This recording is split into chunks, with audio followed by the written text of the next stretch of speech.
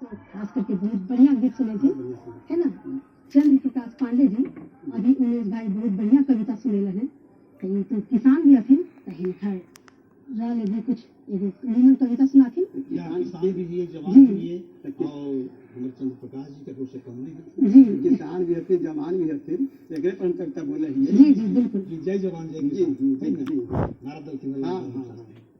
हमारे शीर्षक है कविता के देशवा के महान हो किसान भाई। जी देशवा के तू ही है महान हो किसान भाई, देशवा के तू ही है महान हो, देशवा के तू ही है महान हो, देशवा के तू ही है महान हो किसान भाई, देशवा के तू ही है महान हो, देशवा के तू ही है महान।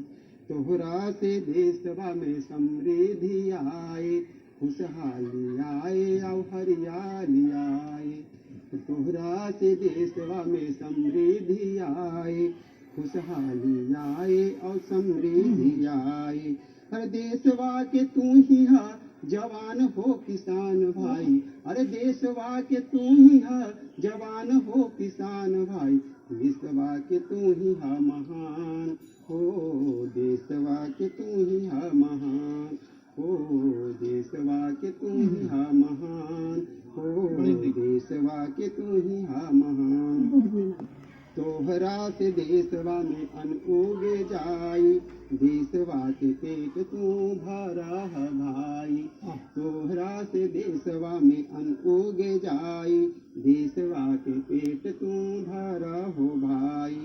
अरे देशवा के तू ही है प्रधान हो किसान भाई, देशवा के तू ही है महान हो, देशवा के तू ही है महान हो, देशवा के तू ही है महान हो, देशवा के तू ही है महान।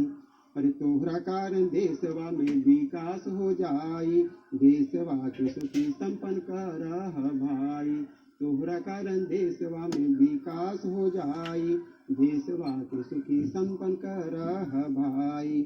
अरे देशवा के तू ही है भगवान हो किसान भाई, देशवा के तू ही है महान हो, देशवा के तू ही है महान हो, देशवा के तू ही है महान हो, देशवा के तू ही है महान। गर्मी और जाड़ा में खेत पर जाई, बारिश और आंधी में डटल रहा भाई, हर गर्मी और जाड़ा में खेत पर जाई, बारिश और आंधी में डटल रहा भाई।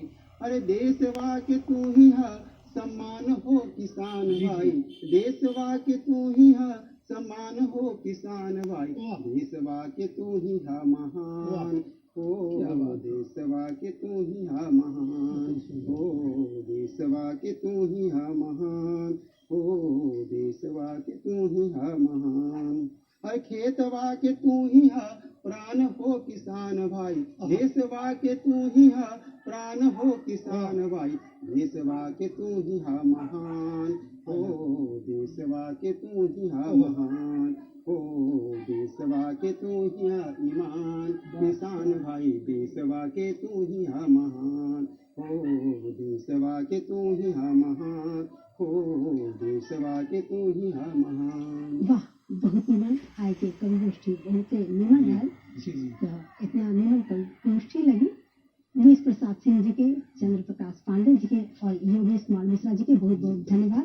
एक साथे साथे हमने के समय ओरिया रहे तो अपन दिव्या के विदा देते प्रणाम। खत्म हो गया।